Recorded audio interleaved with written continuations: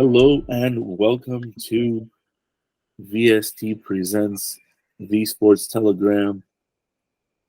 We've got a special edition here for you today. As always, I'm Arshavir, Saryan, joined by Kenny Hodges. And in today's edition, we're going to be previewing the NBA season. Now, when you're watching this, the games have already begun, but this is something that we have been putting together since near the end of preseason, and so we're gonna roll in with it. But first off, Kenny, how you doing? Man, I'm doing great. It's one of my favorite times of the year. Again, we've got all our sports rolling in the fall. We've got World Series on tap. We've got college and NFL, and now we get the NBA going as well. This year, there's a lot of juice, a lot of excitement. We've got the in-season tournament that's going to start this year, and there's just a lot of intriguing storylines, a lot of new faces and new places, and we're going to get into all of it. So with that being said, as usual, we are based out of LA. So our hearts, our minds, even for me now being a transplant of 12 years here in LA, whether I've liked it or not, I've had to watch a lot of Lakers and Clippers basketball while having one eye on my Knicks back home. So I'm well versed in the LA basketball scene. And my co-host is a huge Lakers fan. So we're going to start right there. Let's start with our local basketball team, the Los Angeles Lakers. Their new and improved roster. We've seen they've added a lot of pieces. They kept a lot of the pieces that we liked and hoped that they would figure out a way to keep in Hachimura. Austin Reeves got his extension. We've seen them add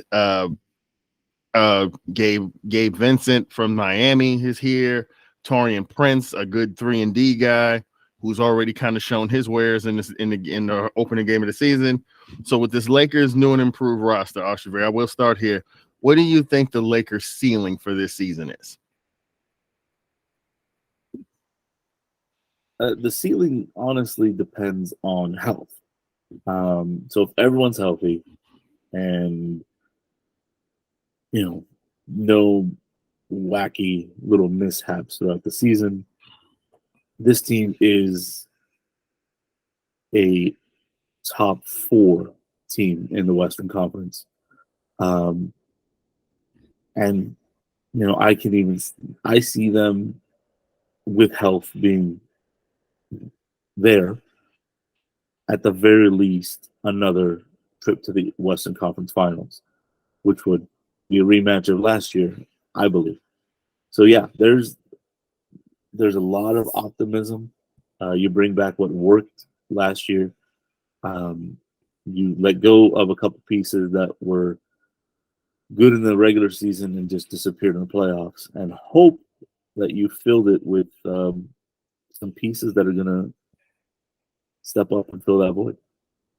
Yeah, I completely agree. I think the optimism is through the roof because when you look at the Western Conference, right, there's 2 teams that come to my mind. Obviously, the Suns and the Nuggets, the defending world champs, the Nuggets, who have unarguably at this point, the best player in the world in Nikola Jokic, and a pretty, even with some of the pieces they lost, clearly that roster is still pretty deep now, maybe even scarier and more young and athletic with some of the young players that are coming off the bench for them.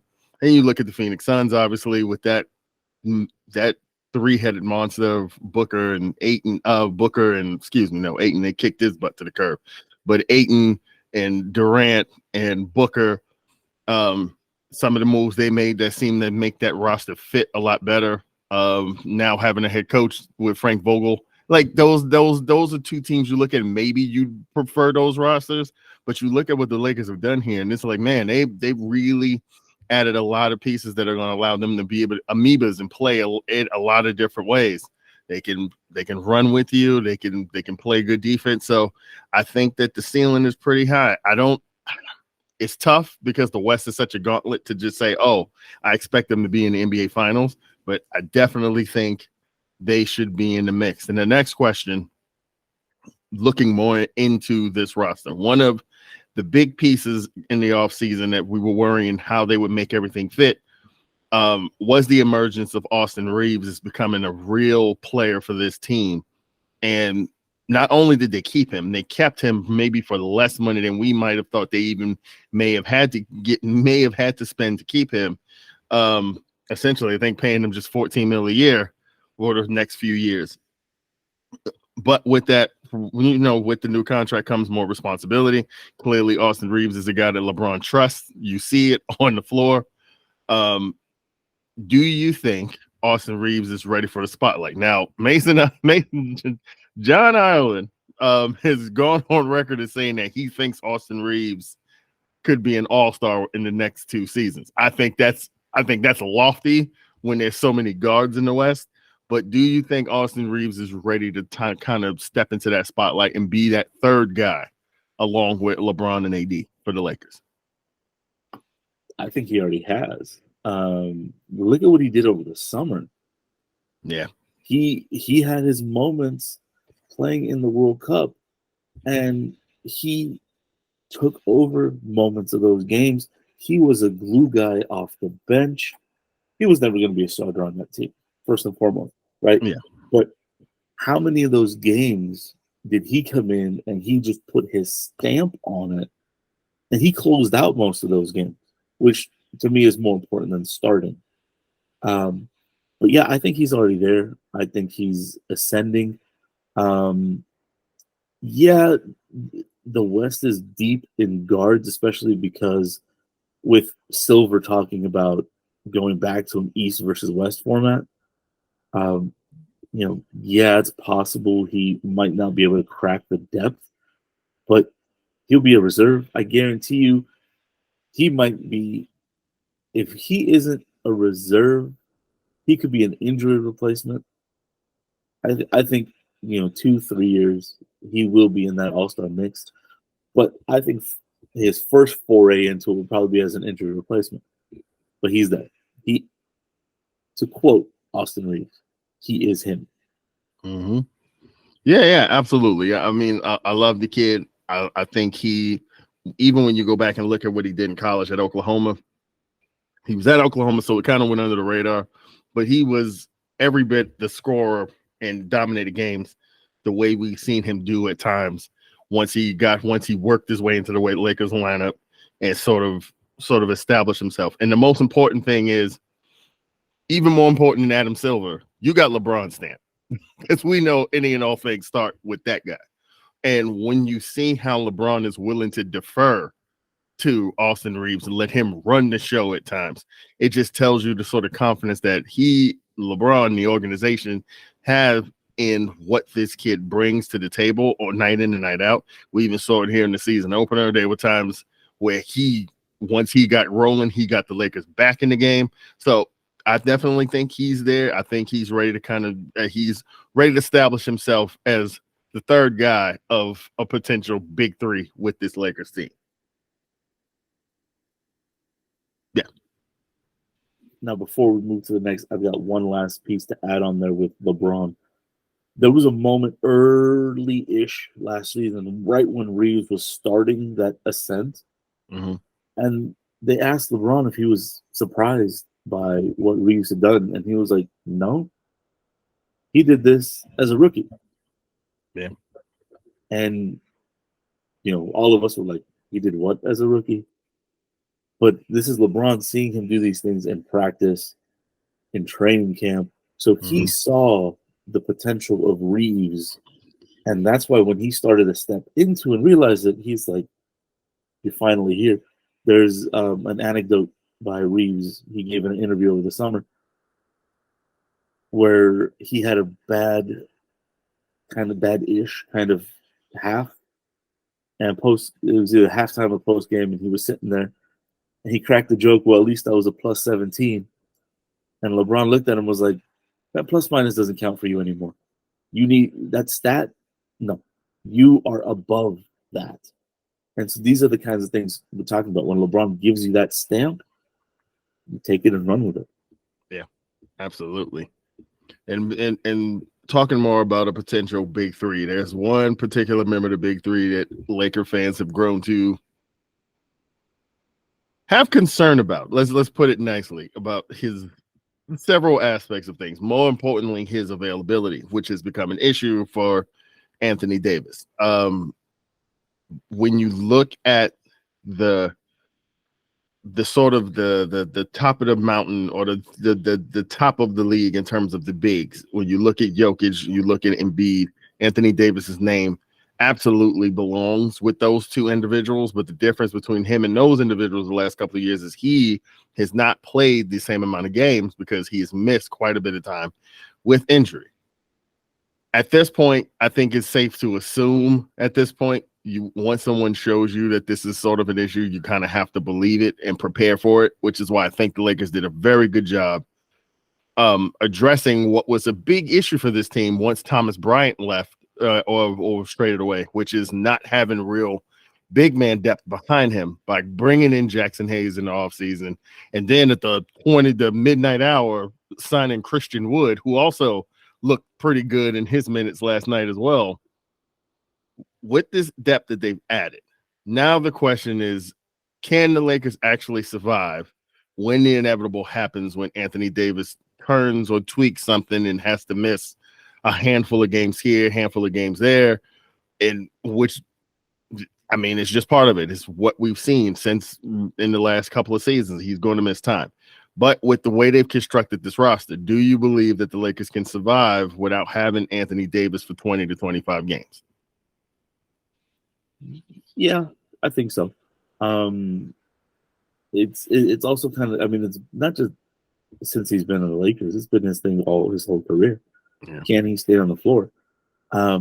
What's more concerning to me regarding Anthony Davis outside of his health is this, which Anthony Davis is going to show up. We saw it last year in the playoffs, in the losses in the first two rounds.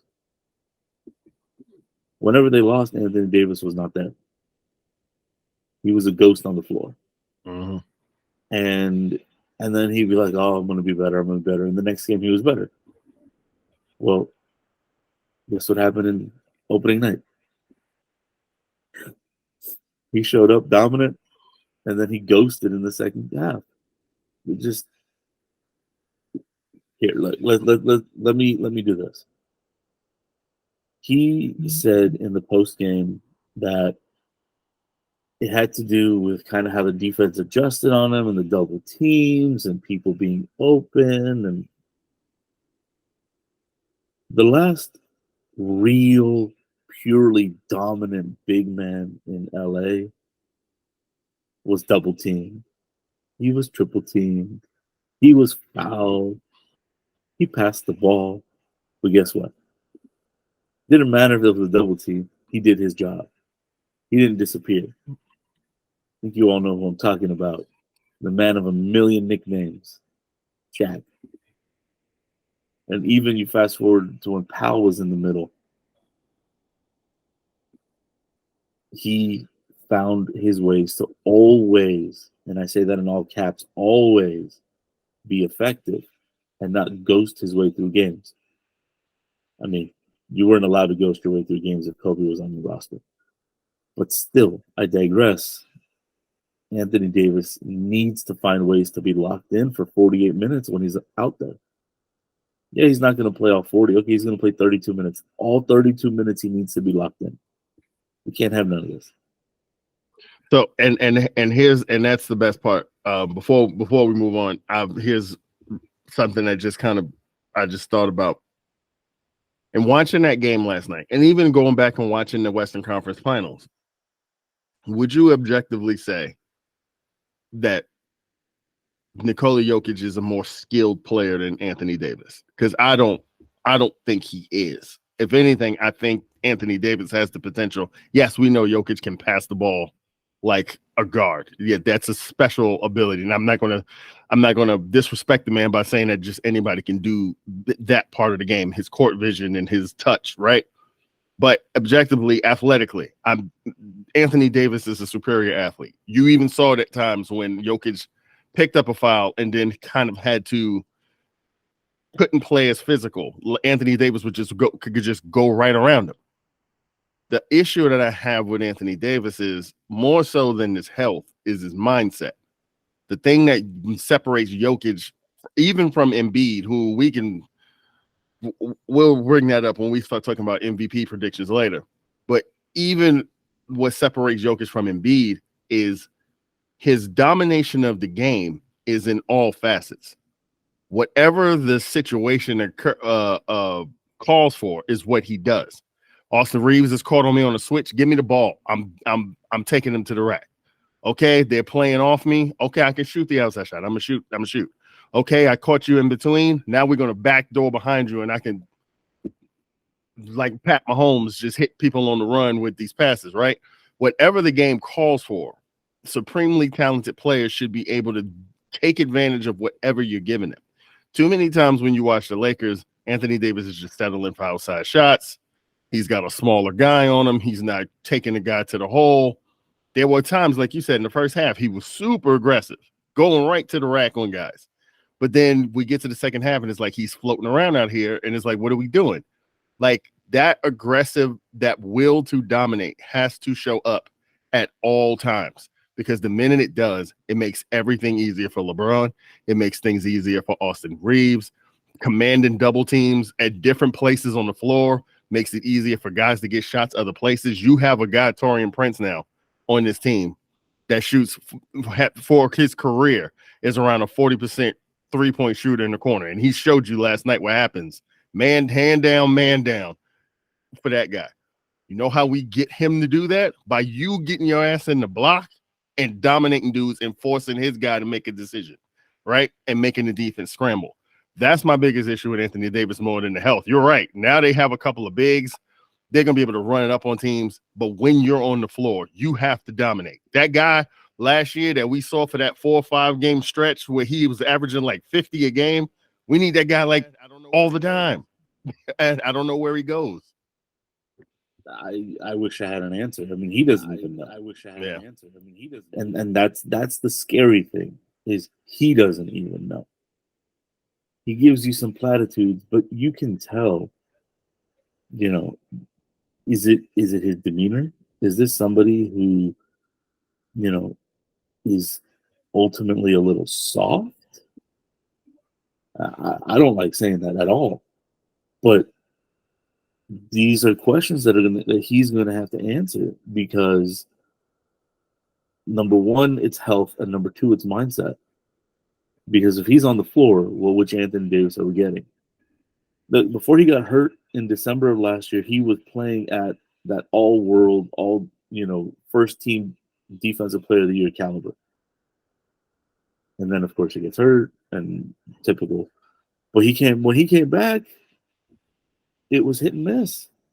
So he's going to have to find that consistency, because Anthony Davis, when he's locked in, is not only a defensive player of the year candidate, he could force himself into that MVP conversation. Absolutely. But he has to want it. Mm-hmm. Oh, so questions abound around Anthony Davis. And speaking of questions, there is a team on their last year of their lease, as they're renting space at Crypto before they move into their own building across town. That is the Los Angeles Clippers. Clips reloading for 2023, 2024. But we all know where the questions around this team start and end, for the most part, heading into this season. And what's the same questions that have been for the last couple of years. And that is Paul George and Kawhi Leonard. These are the two guys who are sort of spearhead everything that the Clippers organization is trying to do. And the question that I have for you in terms of the Clippers is this finally the year, especially now with the rules being changed the way you have to play 65 in order to be considered for any season awards, which is a way that they're trying to mitigate guys from taking nights off. Is this finally the year where PG and Kawhi can put a season together and be a top 3 seed in the West and to challenge those teams in the top of the West? What do you think? They're a team, probably more than the Lakers, that health is an issue. Mainly because when they don't have those top two guys, they haven't had the depth. Now, this year, they're not necessarily the same where they're so top heavy. But I mean, everything goes to PG and Kawhi. Everything. Yeah, they might have Terrence Mann, Bones Highland, you know, Kenyon Martin Jr. But again, those two guys are that straw that stirs the drink. If they don't put a healthy season together, they're a playing team. They are. And I don't think they get out of the playing. Now, healthy, I think it's a repeat of last year where they're in that 4, 5, 6 minutes. I honestly don't think that this team has what it takes to get over that hump in the Western Conference. Because those roadblocks in the West are way too hard. Phoenix, the way they have a sneaky deep bench. Sneaky. Because you look at that bench and you're like, oh, there's nobody there. But it's actually a little deeper than you would think. And then you've got the defending champs. Those two teams are still kind of the ones to look at. And then you've got Sacramento, who's basically running it back, a year older and wiser and maybe stronger. So you've got a year older in the wrong way with the Clippers versus a year older in the right way with the Kings. And I don't see them being more than a middle team in the Western Conference. Yeah, it's tough in the West because the West is, as it's been the last few years, is just the depth of quality teams. It is in such an abundance. And now you also throw into the mix, there are some teams that you're expecting also that are young to take leaps forward. Like what are you gonna do when you're fighting with Oklahoma City Thunder for spot in the Western Conference? When you're talking about like what are the Dallas Mavericks going to do? Like you still got Luka to deal with. There's such depth of quality in the West that if these guys are not there night in and night out, that's a lot to be putting on guys like Terrence Mann and Bones Highland, a guy who's sort of been volatile early young in his career, which is sort of how he worked his way out of favor in Denver, even though he showed a lot of promise there. What is it going to be going forward in terms of what these teams can, what you can get from some of these young guys you're going to be expecting to step up? Yeah, Vika Zubac is still there. Yes, Norman Powell's still there. They've got depth, but I don't know if it's enough to stay with what the top teams are. And then once you get into that fight, like you said, with the teams that are going to be rested, I mean, let's call a spade a spade. The Warriors are going to be a team still having to try to fight for a top 4 seed. The Warriors with Steph Clay, with Klay Thompson, and now with Chris Paul added to the mix. Like there's so much you're going to deal with. There's so many sharks in the water in the West that it could be tough for the Clippers. And if it is tough for the Clippers, then the next feasible answer, or the biggest question, the elephant in the room is this the end of this experiment, this era, this PG Kawhi era? Because you got to ask a couple of questions. They're going to have player options after the year where they could hit free agency and test the waters. The Clippers might be in a position where they might want to allow them to do so if they so chose to leave, because that would open up space on their books to sort of remake the roster as they get ready to move into a brand new building where the building itself will be the attraction the first year, even if the product isn't as good because you've decided to sort of rebuild. Is this the last shot for this team? And then there's one, after you answer that question, I'll ask you another question on the back of that. What do you think? Is this the last shot that we see this intact the way it is right now? Honestly, I think they go into the new building with PG and Kawhi. Because, yeah, new building, new attraction. But You know how fickle we are in LA. It don't matter. If there isn't a reason to go, we're not going to go. It just literally as simple as that. I go look at how they did in the 2000s when Staples Center was brand new, right? Yes, you had the Lakers playing there too, in terms of basketball, but they were always struggling to fill that building. So if they're going to move on, they have to show more promise in the future. And this is a team, mind you, that to get PG gave up SGA. I never wanted them to give up SGA because that guy, that kid. Oh yeah, that's moving us away and segueing out. I'll come back to him, but I think for the new building, they're going to try to keep as much as possible, at least for the first year. So, with that being said, if that is the case, there is a name that's out there that's very unhappy, that has been trying to get his way out of his unhappy situation for a myriad of reasons. If you read the dirt sheets, if you will, why he wants to be out of there so bad. James Harden is a name that keeps coming up when you're talking about the Clippers. And obviously, most people would tell you they think that would be a bad idea.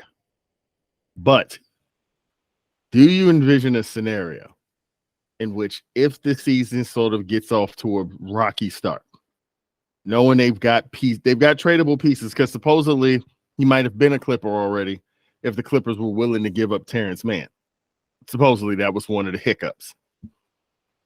But if they get desperate enough and you've got pieces like Terrence Mann, Bones Highland, Kenyon Martin Jr., Norman Powell, who is a serviceable guy, has played meaningful minutes on playoff teams. Does this team get desperate enough to make a move to try to unite James Harden with PG and Kawhi and go that route to try to contend in the West? What do you think? Why? I mean, I've been saying this for years now. James Harden is massively overrated as a star. He has proven himself to be a team killer. He is literally, in my eyes, an epitome of a locker room cancer. He's just going, he don't want to be there. Oh, you told me this. Bro, it's a freaking business. You're pushing your business and wanting to get things done on your end of the business. You're getting upset when things are done the other way? No, stay away from it. Yeah, I tend to agree. That's a conversation for a later episode where we get into James Harden and what his future looks like as an NBA superstar. But yeah,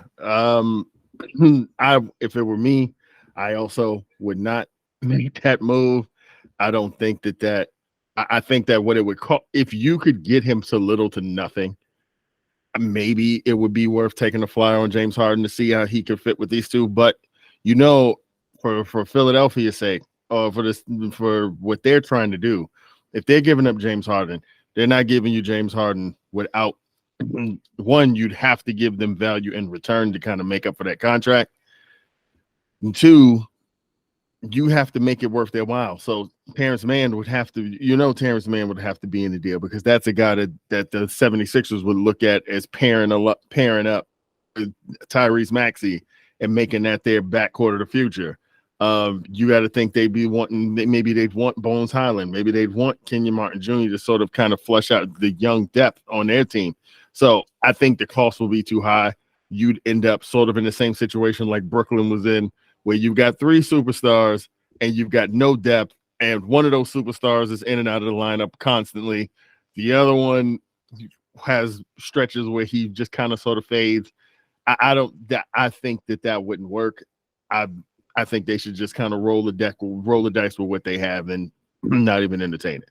So, last part before we roll into our next segment, we got to look at win totals for the season. Obviously, we think we've kind of told you what we look at the ceiling is for these teams and what it sort of the season looks projection wise.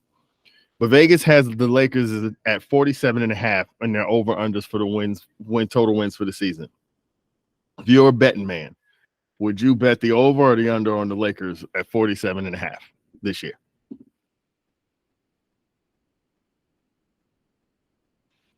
Um, 47.5.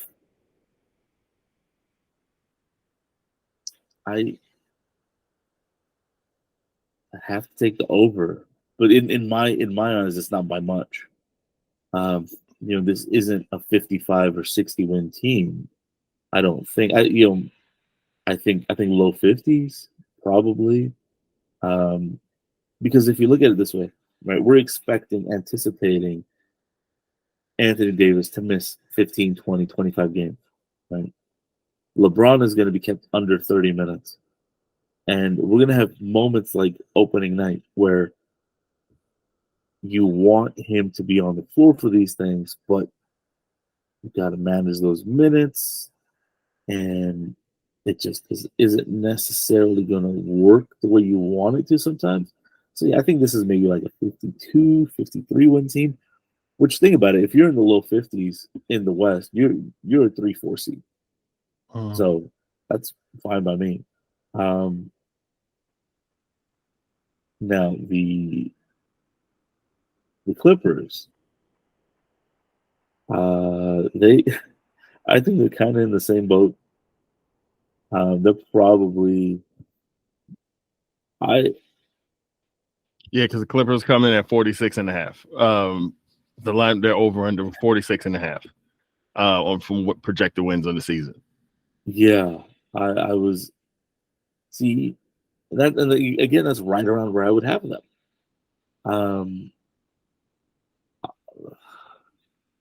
If you take the under, they're basically a 500 team, but I don't think they're a 500 team. So, I got to take the over there.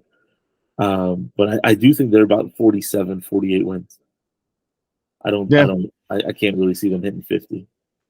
Yeah, for sure. Like, and the Lakers, take that over. I think this is a 50-win team. I think when you look at the depth, when you look at the roster, like I said, there are a handful of teams that I look at and say, okay, this might not be a night that they come out on top, or it's going to be a little difficult. Yeah, when they see the Bucks, when they see the Celtics, when they see Denver, when they see Phoenix, when they see a handful of teams like that, you're like, okay, they're going to have their hands full. But you don't see those teams every night. You're going to see the Magic. You're going to see the Rockets. You're going to see the Rockets 4 times. You're going to see some of these teams where they're going to feast on some of the bottom feeders, and that's how you build to a 50-win team. Teams that win 50 games beat the teams they're supposed to, and then they try to figure it out against teams that are on their level or better. So this is a 50-win team to me. I could see them going 52-30 or something somewhere in there. That's where I think the Lakers are. The Clippers, I'm a little lower on the Clippers than you are. I think I'm taking the under. I could see this team, especially if Kawhi is not healthy, what reason do you have to think that he will be? And PG's health has also been an issue at times for them. And if those two guys aren't playing together or missing time at any point, this could be a team that really struggles with how much of a gauntlet it is in the West every night and not trusting that depth. I could see them being a team that ends up in the play-in and maybe winning 43, 44 games, having to sort of struggle just to get a game at home in the play-in, right? So that's where I'm slated with them. So as we move into the next segment, we're going to stay with over-unders. There are a lot of teams, a lot of intriguing teams in the top of the league. We don't really have the time to go through everyone. So we're just going to kind of talk about some teams that big stories coming into the year. And of course, all talk has to start. We'll start in the Western Conference, and all talk has to start with the defending champs. the Denver Nuggets, who got their rings last night. 4 players in the ESPN NBA rank 100. Obviously, Nikola Jokic and Murray are the main 2 guys. Aaron Gordon has sort of blossomed the way you love to see a player get out of a situation in Orlando and sort of become the player you thought he had the potential to be. Michael Porter Jr. has continued to show strides that he's a guy. I'm not really sure if I like the guy lights in his hair, but that's a conversation for another time. When you look at their roster, yes, they lost Bruce Bowen, they lost Jeff Green, but the additions are not so much additions for this team, but guys who are going to be elevated into positions now, like Christian Brown, who had a good night last night, Reggie Jackson, and rookie Peyton Watson, who looked really good in his minutes. So they're going to be skewing younger with their depth, but they've got long, athletic guys coming off that bench. The over-under for the Nuggets season win total is 51.5.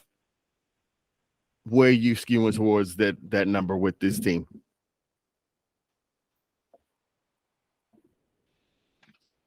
I take the over. This is a team that's probably going to flirt with 60, 65 wins.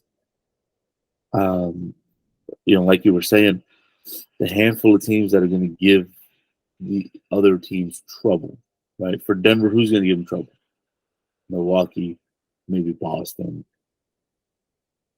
Miami didn't give them trouble in the playoffs, and not going to give them trouble in the regular season.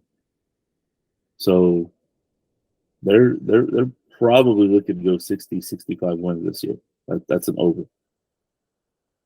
Yeah, I'm skewing that way as well. Obviously, we know Jokic is the best big man on the planet. He's the best player on the planet, in my opinion. And then you combine that with what Jamal Murray does on a nightly basis, what Aaron Gordon has become. Yeah, this team's they're gonna roll the 60 wins. They roll the balls out most nights, and they're gonna be better than you. So I'm gonna skew 60 wins there with that team. Another team in the West that is a team that we also expect to sort of be in the mix with things that they've done this year. That's the Phoenix Suns. The Phoenix Suns made some moves. Obviously, last year, the big splash move was adding Kevin Durant to the mix. And then in the offseason, they've sort of remade that roster or changed the image. Matt Ishbia sort of changed the vision around that team with Monty Williams being gone, Chris Paul being moved on, DeAndre Ayton being moved out and sent to Portland. The additions, Frank Vogel now in as a head coach, who we know is more of a defensive-minded coach. Adding Bradley Beal from the Wizards to the mix. Jusuf Nurkic kind of comes in and sort of fits more of what they need in that 5 spot, right? Where DeAndre Ayton is a guy who kind of wants to be in the pick and roll and get his shots. Jusuf Nurkic is more of a grit and grind guy, as we saw last night, a guy that's just kind of everywhere, rebounding the basketball, playing tough defense. So the Phoenix Suns are a team that we expect to do really well this year, and Vegas has them at 50.5 wins as they set as their over-under. Where do you look at the Phoenix Suns in terms of their win total for the year?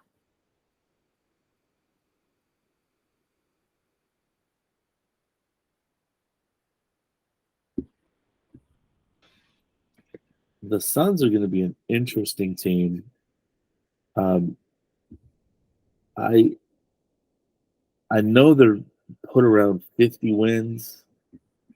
I think that's kind of, again, like we were talking about with the Lakers, this is a team that should feast on the lower levels of competition. Teams that are going to be out of the playoffs, teams that are probably going to be trying to get in the play-in. So I take the over. I think they're, maybe 52, low 50s again, mid 50s. They won't be flirting with anything in the 60s like Denver. I think Denver runs away, and the Kings are fighting. The Suns are fighting for number 2 in that spot in the West. Yeah, I agree. I just think that when you look at the talent, just the guard play, what they'll be able to do on a night out basis, this is going to be a tough team to deal with. You saw it last night on opening night. The biggest question surrounding this team, right, with getting rid of Chris Paul, adding Bradley Beal. You've got 3 all-world guard or swingman type players, but who was going to run the point? Who was going to be the guy who sort of ran the show? Make sure everybody got the ball in spots. And last night, you saw Devin Booker kind of showed you, like, hey, this is something I'm not unaccustomed to. It was something that was asked of him to do when he was in Kentucky. It was something that was asked of him to do before when Phoenix was sort of making their ascent when they went into the bubble.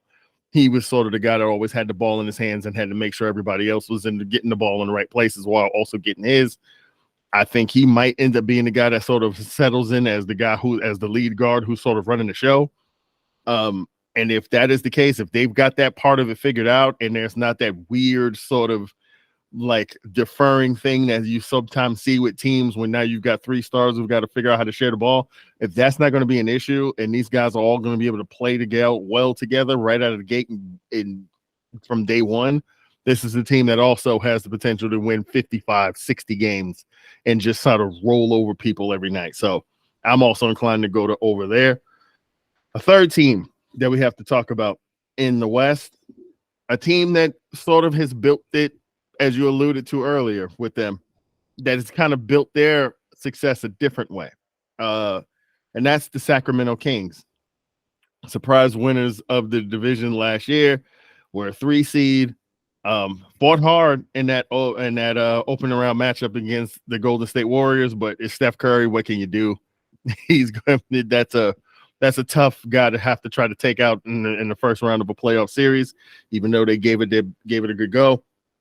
They've got 3 players ranked in the ESPN NBA Rank 100: Sabonis, De'Aaron Fox, Harrison Barnes. They've got Mike Brown, who's the reigning coach of the year. And they didn't really know. And again, for them, it was about staying the course. They extended Sabonis and Barnes. They added JaVale McGee, Chris Duarte to the bench. They added up who's an intriguing player, might be a player to watch. The EuroLeague MVP, Sasha Vincenkov, or however you say his last name. I always get tongue-tied. So they didn't really lose anyone. They kept that core intact of that team that sort of took that stride to become a playoff team. They're coming in at 44.5 wins. What do you think that team is going to do this year?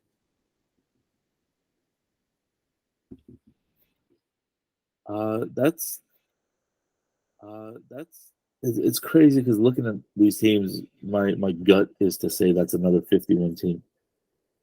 But you can only have so many 50-win teams. Yeah. Because eventually you're going to start losing to better teams. I'm going to take the over and, kind of maybe in the high 40s, like 46, 47. This team is young. They're exciting. They're electric. They have, depth. And, yeah, the issue last year with them was they were young, and you get on them and you feast on that inexperience, which is what happened. Yeah.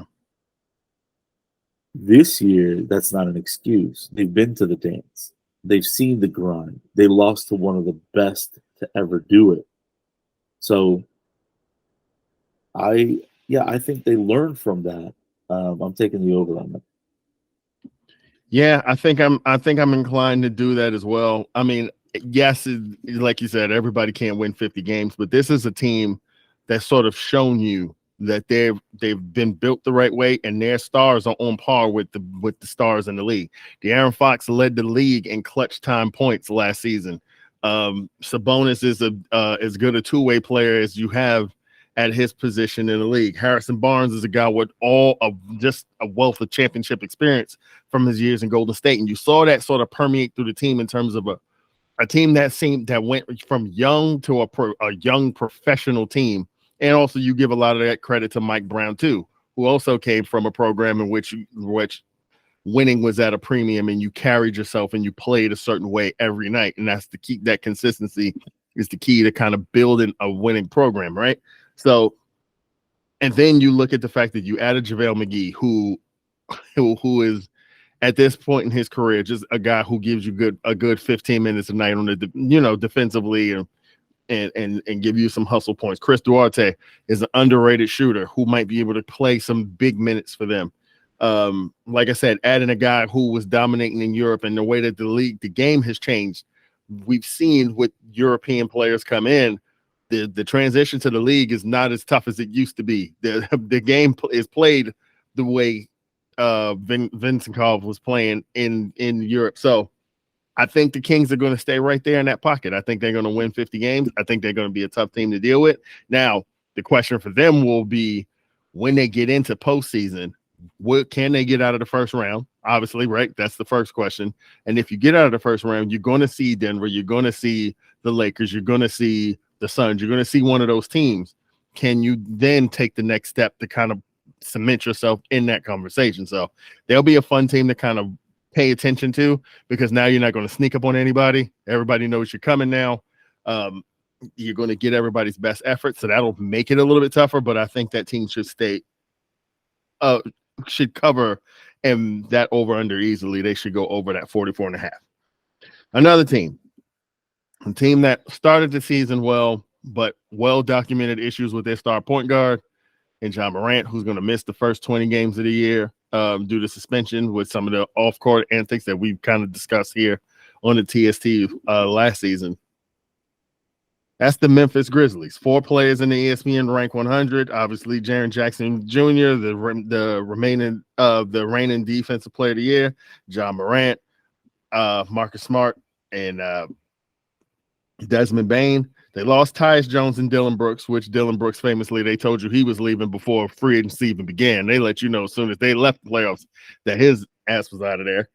And they added Marcus Smart and Derrick Rose, some veteran leadership in that backcourt.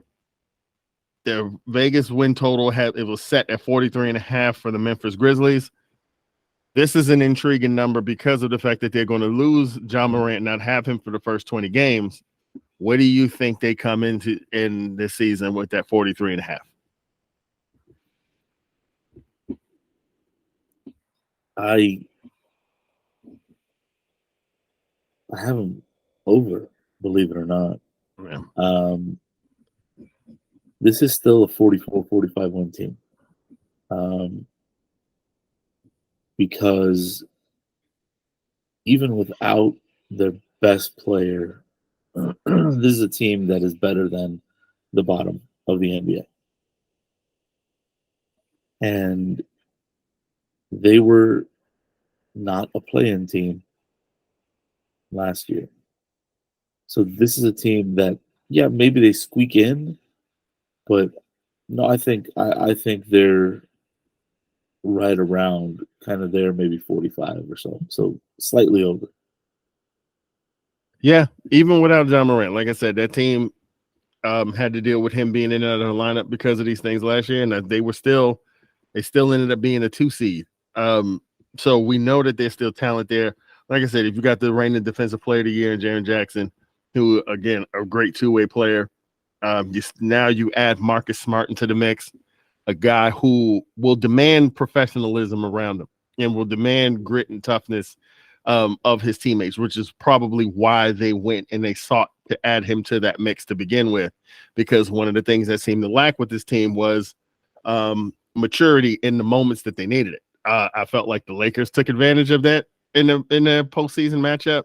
I felt like it was something that sort of plagued them and kept them from being a team that elevated to a 1 seed in the West when we thought that they had the talent to do so.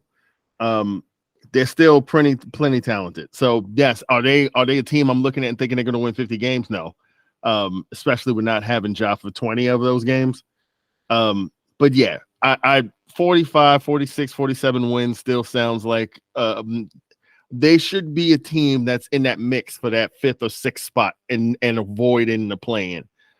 That's because that's just how much talent they have. They should be in that fighting mix. They might still end up in the play-in, but I could see them being like the number 7 seed and kind of hosting that play-in game and maybe missing the 6th seed by a game or something like that. So I'm going to take the over there, even if it's just slightly over. And then the final team in the West to look at, which might be the most intriguing team of all of them, are the Golden State Warriors. 6 players in the ESPN rank 100 more than anybody, more than any other team, even the reigning world champs, the Denver Nuggets. Obviously, all conversation with that starts with Steph Curry, Klay Thompson, Andrew Wiggins, Draymond Green. Now you and Kevon Looney, you throw CP3 now into the mix, right? The Bob Myers is out as team president, who was sort of the architect of this Warriors dynasty. Mike Dunleavy now coming to replace him as team president. Jordan Poole was a name that we heard a lot about last year in terms of some of the dysfunction that existed on his team. He's gone. He's in Washington. Been replaced with Chris Paul. They added Corey Joseph, Dario Saric to the mix. ESPN Vegas has them at 48.5 wins as their over under. Where do you look? Where do you see this team going? I take the under on this team. Because when you add a ball dominant player such as Chris Paul, and you have players who are so focused on their starting position, where Klay Thompson might be playing the 4, no. Mm-mm. You are asking for dysfunction from the beginning. I take the under. I think this is barely a 500 team. They're going to be in the play-in, and it's not going to be pretty.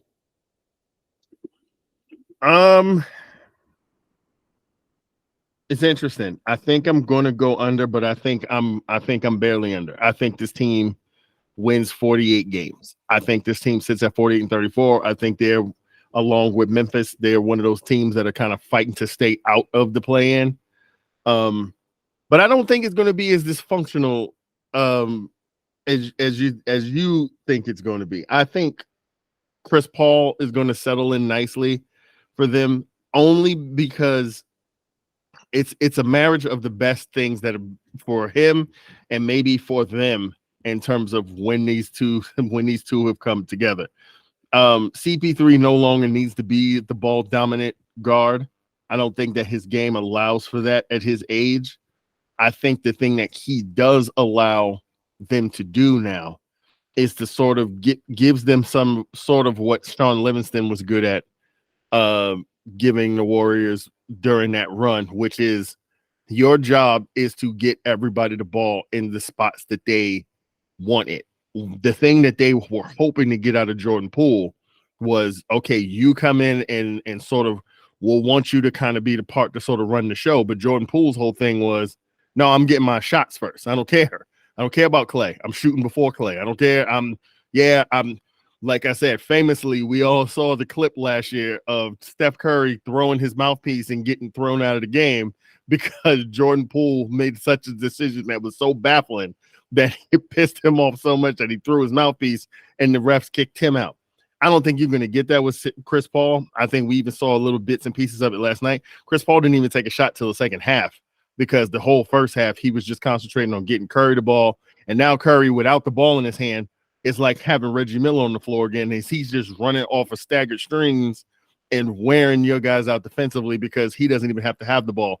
It's just him getting set up and being able to just catch and shoot, which might be better for him and especially for Klay at this point of their career. My issue with this team and why I wouldn't go over is they are tiny. And when you look at the West, when you look at the Anthony Davis you're going to deal with, you're going to deal with Jaren Jackson Jr., where you're going to deal with Jokic out in Denver. Dario Saric was the guy they brought in through free agency. He's 6'10". That's the biggest guy on your roster.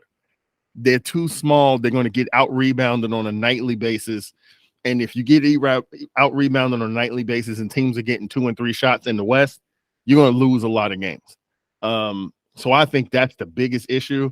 That I don't even know if that's something they will be able to even address in free agency necessarily, the size. I think this team was just built to be small and try to outscore people, and that's going to be hard to do in the West when everybody can outscore you. So I have them under, but I think they'll be sort of that 47-48 win mix. So moving to the East. Now, the thing about the East is we all know pundits and water cooler experts alike. We look at the East and we see Boston, we see Milwaukee, and then we see everybody else, right? So we'll start with those two teams, and then we'll kind of get into a couple of teams that are in that everybody else mix.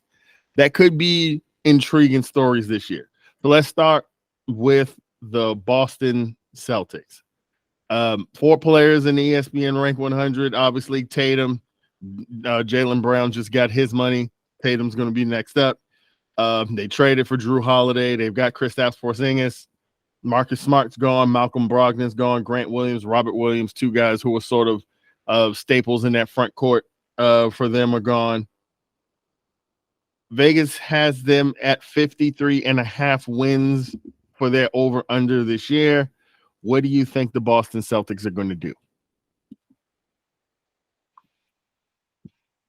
Honestly, this is the thing. Like, I see them right there. I could see them going over by a game or two, and I could see them going under by a game or two. Ultimately, though, I think when you replace Marcus Smart with Drew Holiday, that's a win. That's not taking anything away from Smart, but that's just who Drew Holiday is. So I'm gonna have to take the over. I think they finish with like 55. Yeah, I think it's a safe bet. I think 55 wins is a safe pocket for them. They're going to beat up on the East. They're going to beat up the bottom part of the East, which is the teams you're going to see more. They're going to see more teams from the East than they're going to see of those teams in the West. You only got to deal with Denver twice. You only got to deal with the Lakers twice. You only got to deal with Phoenix twice during the season, aside from if you see them in the play-in tournament or whatever, in the in-season tournament or whatever. But yeah, so I'd take the over. 55 seems like a safe number. They'll probably be in that 1-2 seed mix. The question for this team is going to be some of the guys that are going to have to now step up, because with Robert Williams and Grant Williams being gone, that's a lot of that rough toughness on the interior that is now somewhere else and not on your team. Is Luke Cornett ready to kind of play bigger minutes? Can Al Horford still handle the amount of minutes you're going to need him to play on the interior now at his age? So that's going to be the question. Depth to me now, especially front court depth, is a big thing for Boston. But when you got Tatum and Brown out there every night, they should probably still beat most teams. So I'll go over there as well. The other team that we figure to be in the top of the Eastern Conference, the Milwaukee Bucks. 5 players in the ESPN Rank 100. Obviously, Giannis, who came in at number 1 on that list. And if you want to know what the ESPN Rank 100 is, ESPN has a panel of 150 GMs, of notable sports writers, experts. They all fill out a pamphlet where they rank NBA players from 1 to 150, and then a computer compiles it all, and then based on these expert opinions, they come up with a top 100 rank. So the Bucks have 5 players in ESPN Rank 100 with Giannis, Lillard, Middleton, Brook Lopez, and Bobby Portis. Obviously, with departures, we're in the post Coach Bud era. Drew Holiday and Grayson Allen are gone from the backcourt. Adrian Griffin now takes over as the head coach, and obviously the big splash move of the offseason was Dame Lillard now joining the ranks with Giannis Antetokounmpo, forming that big 3 with him and Chris Middleton. The Bucks are at 54.5 according to Vegas in terms of their over-under. Where are you going with this? They lost a few pieces, but I think what they have puts them in the over. This can be a 61 team. I'm trying to think back to the last time there were 2 teams, kind of deep into the 60s in wins. My memory escapes me at the moment. but I'm taking the over because at the very least you're gonna have the 2-man game of Dame and Giannis. There's going to be a lot going on there, some things they got to figure out, but I think I take the over. Yeah, I'm right there with you. I think this team cruises to 60 wins. The idea of a Giannis and Dame Lillard pick and roll is going to give a lot of coaches nightmares on a night in, night out basis with those two individuals. Also, adding Dame Lillard to the mix gives you a guy in late game situations that now it's not on Giannis to kind of close the game. Now they have a legitimate closer who is in a situation in which this is all he's asked for, is to be on a team with a chance to win, where they're going to put the ball in his hand to Dame time speaks for itself. So, and like I said, they're going to beat up on the East. I think that their depth issues are not as prevalent as Boston's might be in terms of what they have in their front court, what they have in their back court. I think the Bucks are going to cruise to 60 wins. I think this is the team that's probably going to be the number one team in the East. Yeah, I think they're going to. I'm of all the over-unders, this one might feel the safest to me in terms of taking the over. So that's where I've settled there. Now, the next team we'll talk about, the defending Eastern Conference champs, who are going to be tied to Milwaukee because of what didn't happen in the offseason with the Miami Heat. They've got 3 players in the ESPN Rank 100, Jimmy Butler, obviously, Bam Adebayo, Tyler Hero. But some of their departures, when we talk about players who came up in their system as part of that Heat culture, and Gabe Vincent, who's now a LA Laker, who looked good in his minutes for the Lakers last night. Max Strus is gone. He's in Cleveland. But the biggest departure, or I guess what didn't happen, was Dame Lillard, who had been their target all offseason, not ending up in Miami, ending up on a direct competitor, and them kind of settling for Josh Richardson to sort of fill out their backcourt needs. And now Jaime Jaquez, a guy that Arshavir knows well from his days at UCLA, will also be a guy that this team will kind of look at as being a contributor off that bench. That Vegas has the Heat at 44.5 wins. You going over, you going under with the Miami Heat this year? This is a tough one for me personally. I think because they're right around that number. Here's my hedge on this. And he is very capable of doing this, again, having watched him for 4 years. If Hodges has a Austin Reeves-esque breakout in year 2, this is an over team. Because he can do it. His basketball IQ was good enough. He was that kind of a glue player. But ultimately, I think this is an under team. I think they're back in the play-in again because they spent so much time waiting on Dame. They lost on other pieces that could have helped put them over the top.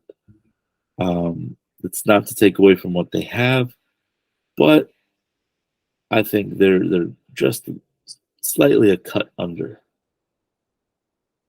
Yeah, I'm probably going that way too. I just worry about,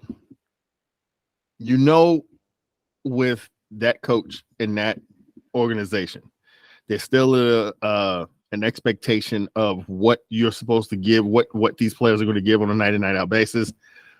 This just feels like this might end up being sort of a reformation year for Miami. Now with losing some of those pieces that they developed, who have moved on other places, now it's going to be about what do you have to sort of kind of continue what you've sort of built the last couple of years. I just don't know if it's there. I do like Hodges. I do think that in most organizations, you worry about players making leaps in year 2. I think here in Miami, I think you are going to see him make that leap in development because of what they ask for in these young players. And I think he's going to be given a chance to show it, and I think he will. But I just think they're going to be one of those teams that are sort of in that gauntlet mix. I don't think they're going to be better than the Knicks. I don't think they're going to be better than Cleveland. There's just certain teams that are just like, if you're not going to be in the top 4 beyond those teams, you might end up in a mix with teams that are just going to kind of beat each other up every night. So I'm going to go under, but slightly. Another team, a team that I've sort of identified as a team that's like, maybe we should keep an eye on what this team is able to do this year, and that is the Indiana Pacers. Now, me as a Knicks fan, I want the Pacers to lose forever. It is forever beef between me and that organization. But in being objective, you look at the Indiana Pacers. They've got 3 players in ESPN rank 100. Tyrese Halliburton, who made huge strides last year in becoming a marquee guard in this league. Miles Turner, who was a subject of trade talks that he maybe could have ended up being a Laker at some point, or a Knick, or various places. They decided to keep him as sort of the core that they're trying to build. And Buddy Hield, who's there in his last year before he hits free agency. Didn't really lose anybody, but they had a couple of key additions to their roster. And Bruce Brown, who is now a world champion from that Denver Nuggets team, and they traded for Obi Toppin from the New York Knicks, which I was not happy about, but he's on to greener pastures, if you will, in Indiana, and he'll get a chance to sort of blossom and develop and be a starter for them. Looking at some of this young talent they've amassed, including Benedict Mathurin, who is, if he's not an ESPN rank 100, he could be by next season. The young player out of Arizona that they have, who's going into his second year. I think he was a rookie last year. You look at this young Pacers team in an Eastern Conference that is not that stacked once you get beyond the top couple of teams.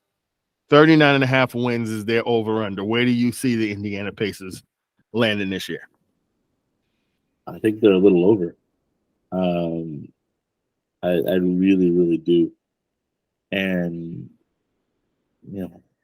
there's a lot of excitement. I'll say this: there's more excitement now than when Oladipo was there. Because there was that time when he was healthy in Indiana.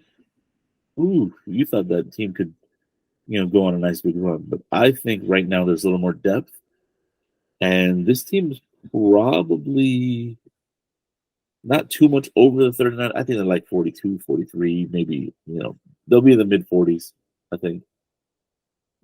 Yeah, I could see it. This is a team I've identified, and I'm like, I could see with what they're building in terms of their core, being a team in the East that takes a leap that looks similar, not the same, because a team escalating in the East is not the same as a team escalating in the West. But sort of what we saw out of Sacramento last year, where they started out well and we're like, these young guys are kind of coming together, and they just keep winning and they keep winning and they keep winning. And it's like, oh, okay, they're for real. They're here. I think the Pacers are one of those teams that could be right there. I think Obi Toppin could be a guy who sort of wins most improved player, because now he's going to get to play 30, 35 minutes a night and dunk on everybody and have ESPN highlights every night for that team.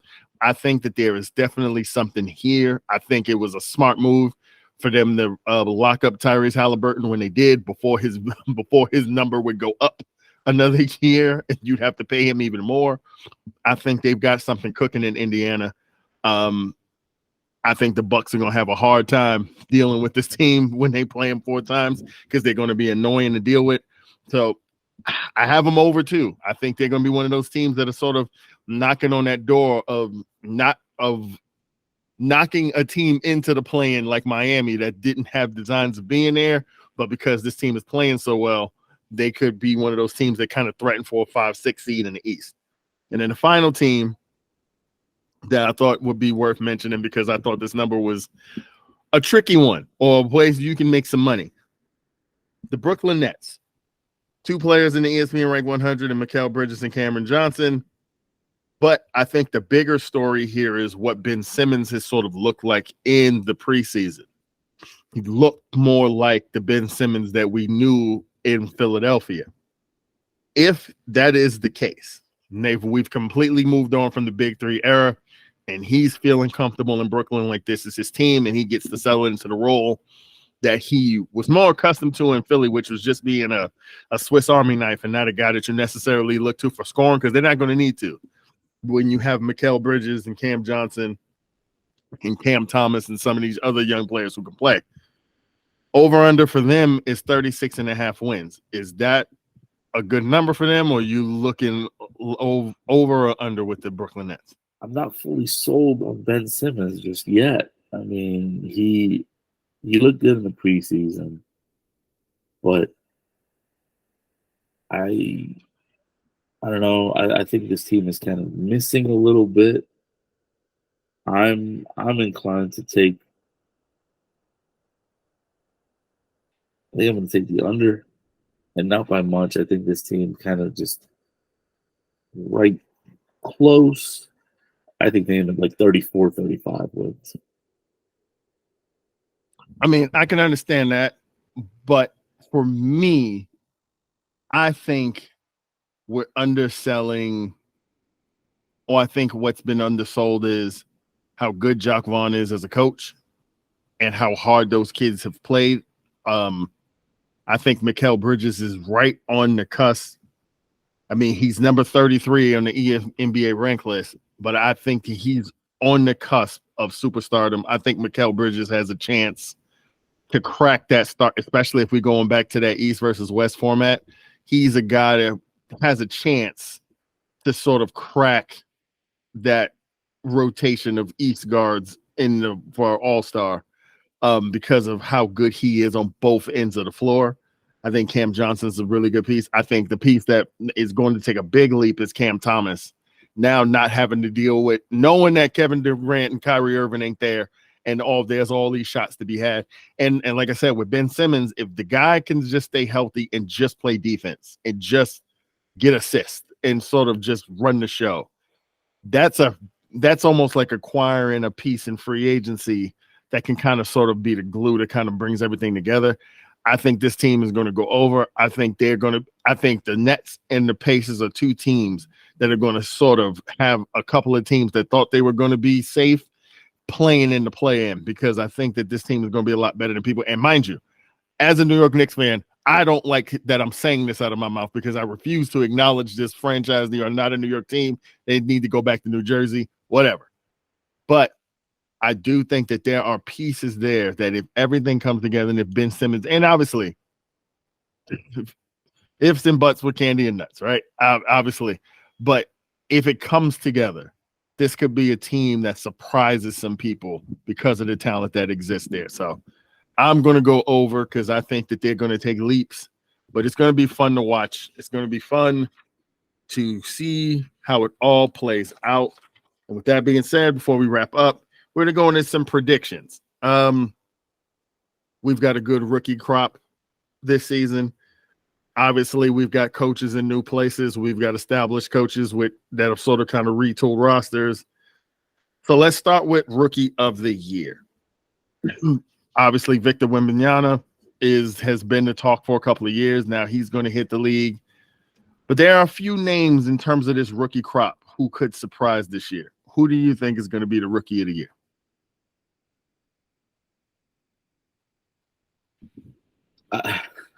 I think it's Wemby. There's a nice crop there, but he's a man-child, and what he has shown so far really kind of has me thinking he's going to go over the top and he's going to take it. Yeah, it's so hard to say anybody other than Victor Wembanyama, Wemby, because of what his skill set is and things that we've already saw him do sort of in the preseason. I'm going to be glued to that game tonight, his first game, when it all gets real. But there are two names that I think that are if it's not him, the situations would allow for them to maybe steal the award away. One is a cheat because really he's going to be a rookie, but he's not really a rookie. So we could have like a Blake Griffin sort of situation where a guy's in year 2 but goes crazy because he missed his rookie year, and that's Chet Holmgren in OKC. I think the circumstances around him could allow for him to have an incredible rookie year, because yes, he's a rookie, but he's been in an NBA facility for a year now. And this is the guy that we looked at his skill set before Wembanyama and said, how is anybody going to kind of deal with that on this level? I think he could have a huge impact. And if Oklahoma City makes a leap and they're challenging to be a top 6 team in the West, I think that could be a tiebreaker over Wemby for Rookie of the Year consideration. Speaking of Oklahoma City, we went this entire recording without properly mentioning this team. Yeah. I brought up SGA. You just brought up Chet Holmgren. This is a young and exciting team. I'm going to throw it out there because it wasn't listed anywhere. I think this is easily a team that's over 42 wins. They're +5. They're over 500. Because you look at what SGA did over the summer, you look at how he's starting to put a stamp on things. Yeah, no, this I have to throw this in there. I really think this is a team that's going to be exciting. And they got a steal when they got rid of George and picked up Alexander.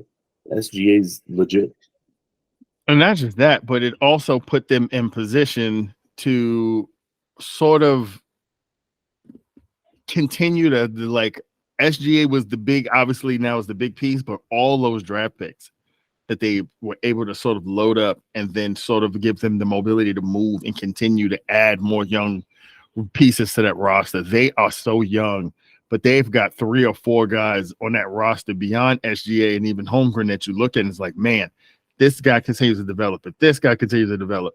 This is a team that could be a problem over the course of the next couple of years without them even needing to add free agents. So you're right. That's a team that deserves more mention. And I have a feeling as we kind of go through the season, we're going to be talking about them a lot. We're going to be talking about Oklahoma City quite a bit.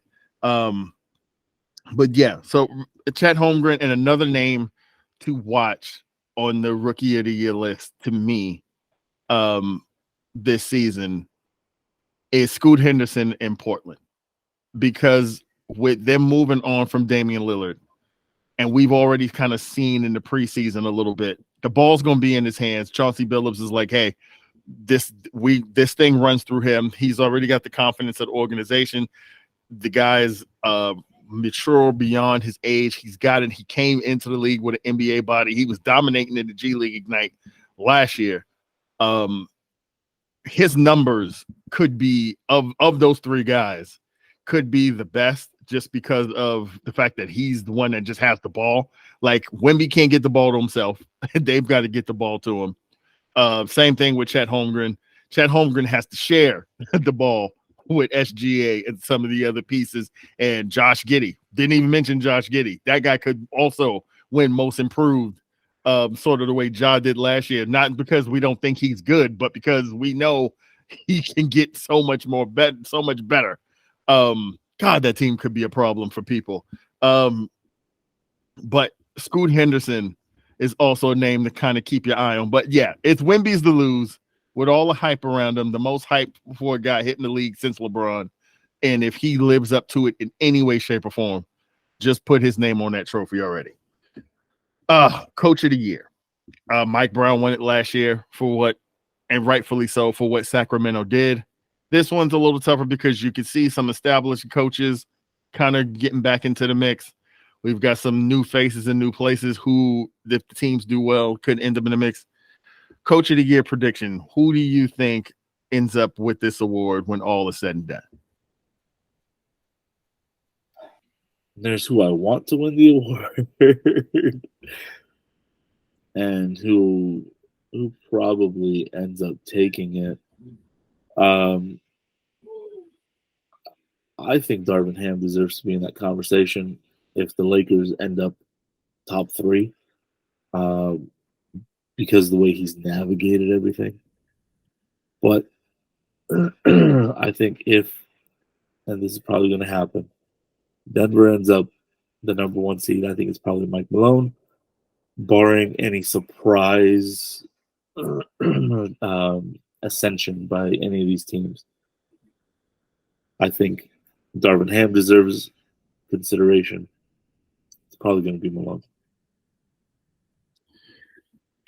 Yeah, because this award tends to go one of two ways every year.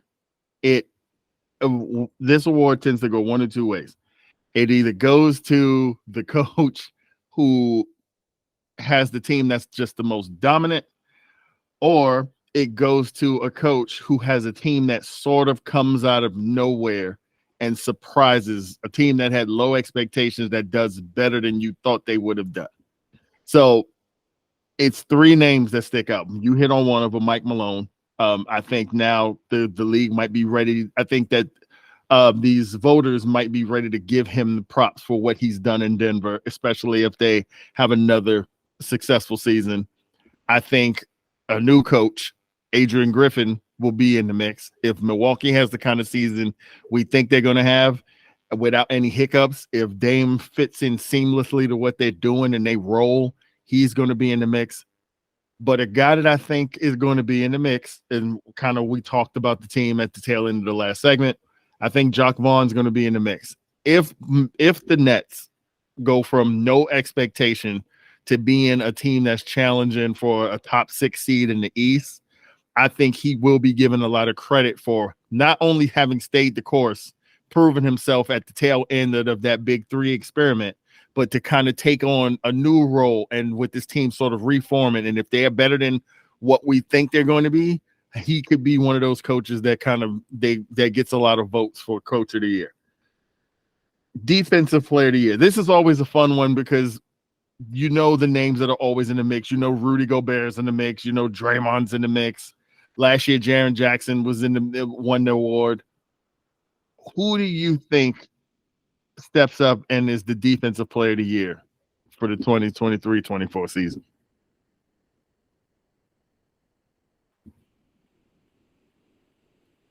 I'm not going to debate too much and go back and forth. There's who I want to win because this guy needs to get his act together and do it again. And if the lip service plays true, then it's his to lose. So I'm gonna go back to Anthony Davis. Yeah, that's a safe bet. The guy that I'm going to lean towards is I'm going to go Giannis. And the reason why I'm going to go Giannis is because with him having less of the offensive responsibility, I think we're going to see Giannis have more of a renewed focus on shutting things down on that end of the floor. I think Giannis is a guy that we know can guard 1 through 5. And I think we will see him do that this year, guarding 1 through 5, because of the fact that now he's a guy who doesn't mind sharing the ball, and he's more willing to, hey, Middleton and winning is his priority. Middleton and Lillard, y'all can be the guys who do the bulk of the scoring. I'm just going to keep everything out from getting in the basket. So I'm gonna go Giannis because I think he's going to have one of those Giannis type seasons. And if he's got if he's around 2 blocks a game and a steal a game, they'll give it to him. MVP prediction. This is always a fun one because we know who these guys are, right? But is this a year where a new name sort of inserts themselves, or a guy who probably should be in these conversations and now he's going to be on a good team, so he could be, right? We know what Boston's got. They got 2 guys who might split votes, but one of them might be ready to send. All right, so MVP predictions. You know what? Let's do it this way. Instead of saying 1, give me your top 3 guys. Tell me the guys you think are going to be in the top 3 for MVP conversation. Well, you said if he is doing Giannis type things that puts him in the defensive player of the year category. I think if he's doing Giannis type things, in addition to, having Middleton and Dame, then he's MVP caliber at that time.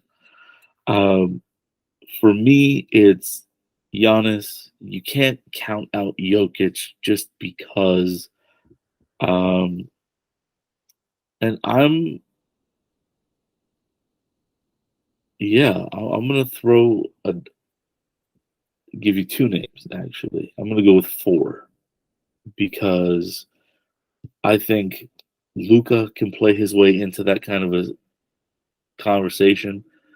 But the fourth name, and the reason is I was just trying to decide if I wanted to put it Luka or him. I'm gonna put SGA in the mix because if OKC really plays up to that level, you can't tell me Gilgeous-Alexander is not going to get consideration. Yeah. So that's mine with a bonus. Yeah, my top three, Tatum, because I think this is the year. I think this is the year it has to, especially with maybe Boston being a team with high expectations but not having the sort of depth. I think this is a year, and also with him on the cusp of being paid, because that's a conversation to have later on about what Boston's roster looks like once these two guys account for 65% of their salary cap. So a lot is going to be on his shoulders. So I will go Jason Tatum as one. Obviously, Jokic, well, you watched him last night. The hope, if you had any hope of slowing him down, you would have hoped all the partying and horse racing and all that crap he was doing, enjoying the hell out of his offseason. He would have came in maybe relaxed. No, apparently that man just hit the reset button and he's right back to dominating because, again, what can you do with a guy who can do everything at that size? So he's going to be in the mix. The voters will look to not give it to him because at this point, it's sort of similar to LeBron in his heyday. You could just give it to him every damn year if you wanted to, because we know he's the best player on the planet. But you're right. I'm inclined with you. SGA is going to be in the mix. The reason why SGA is going to be in the mix because SGA is going to lead the league in scoring this year. That's a side prediction. I think this guy is going to win the scoring title this year because he's been on the cusp of being that sort of player the last 2 years. And I think if the summer was any indication of where he's going, who's going to stop this man from getting 30, 35 a night? I think he's ready to take that leap to superstardom. I think he's going to be the starting point guard in the All-Star game in the West, and that's saying something. I think he's going to be in the mix for MVP as well. All right. Western Conference and Eastern Conference Finals predictions. We could sit here and pontificate all day about who we think and filling out a bracket. But let's just get down to brass tacks. When you look at the Western Conference, tell me the two teams that you think are going to be there when it's all said and done. When we get to when we get to mid-May and we get to the Western Conference Finals, who are the two teams do you think are going to be there? I mean, you might say this is a cop-out, but Lakers Nuggets. I think it's a repeat of last year. It comes down to the same thing we said with Phoenix. I don't think they have the depth. Their bench is deeper, but I don't think they have that. And if they end up on the same side of the bracket as the Nuggets like last year, they're not getting that far. Yeah. I'm going to go Nuggets, but the second team I've sort of waffled back and forth. And I think ultimately where I'm going to go is I'm going to go Nuggets. I'm going to go Nuggets and Suns. I wanted to put the Lakers there. Only reason why I didn't put the Lakers there is because Anthony Davis is such a toss-up for me because how far the Lakers go is not on LeBron anymore. We know we're getting out of LeBron.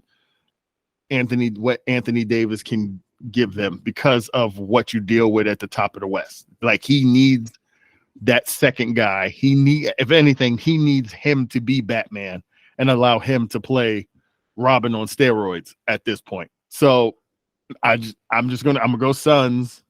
So I'm gonna go Nuggets Suns in the Western Conference Finals. Eastern Conference Finals. Now this is probably gonna feel a lot pretty anticlimactic, but where we going? Eastern Conference Finals. Celtics Bucks. I don't think there's any surprises there. It just yeah.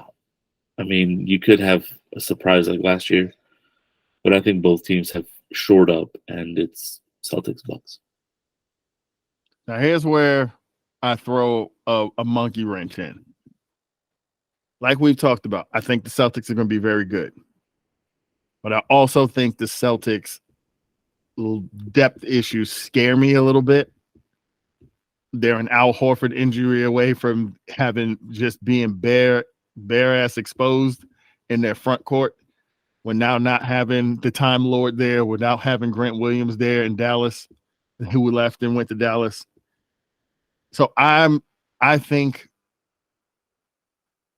the Celtics are a candidate to have happened to them what happened to the Bucks last year. And I could see them getting knocked off. So I'm going to go Bucks, Cavs in the Eastern Conference Finals. Because I think, and obviously we haven't talked about them. They'll be one of those teams we kind of talk about as the season kind of goes along, as we do NBA TSTs.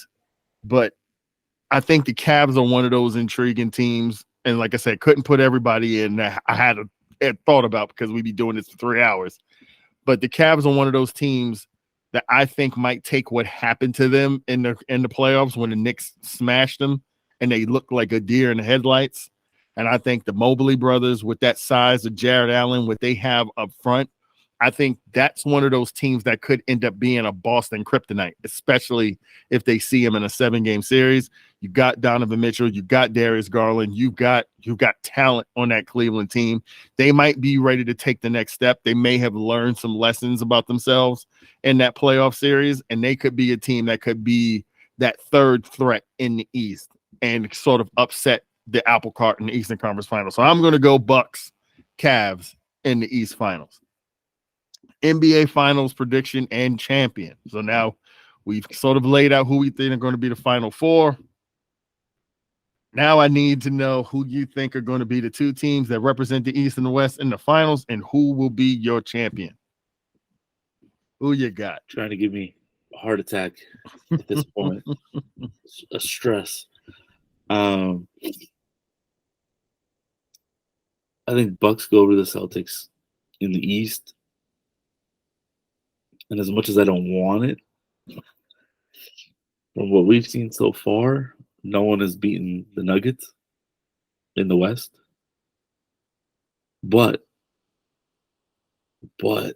I think it's Bucks over Nuggets in the finals, and I think it goes 7.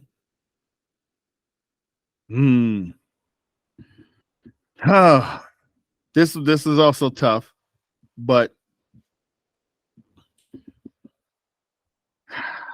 you know, when I look at these conference finals, I say to myself, I could go safe, or I can go with my heart and what I'd like to see, or what I think will be entertaining. And I think I'm going to go against what my brain is telling me. I'm going to go with my heart. I'm going to go with what I want to see. And that is the Phoenix Suns and the Milwaukee Bucks in the NBA Finals. I think that would be such a fun matchup. It'd be a rematch from a couple of years ago, but this time with the Suns coming back like the evil empire. You didn't destroy them. They just retooled, and now they've come back. They're coming back for Giannis with Kevin Durant and Bradley Beal in tow. And I'm going to go with the Milwaukee Bucks, more or less because that's my heart wants Damian Lillard to win an NBA championship. And I think Damian Lillard getting out of Portland, going and playing with Giannis, and getting his first ring, a well-deserved ring, would be a fairy tale ending that I think a lot of people would get behind. So that's where I'm going. I'm going Suns Bucks in the finals. I'm going Bucks and a hard fought 6-game series. So there you have it, guys. That's our official preview for the 2023-2024 season. There'll be a lot more of these to come, especially as the season gets rolling. Pretty excited about the in-season tournament, so we'll be able to kind of riff on that a bit as that gets rolling on November 3rd, as the group play gets underway with that as well. So expect more of this stuff to be coming your way. As usual, thank you for supporting us. Leave a like, subscribe, leave a comment, click that notification bell so you know when we upload these. And we're going to continue to keep bringing you this content. So thank you guys for listening. And until next time, for Arshavir, Saryan, I'm Kenny Hodges. Thank you for listening. Peace.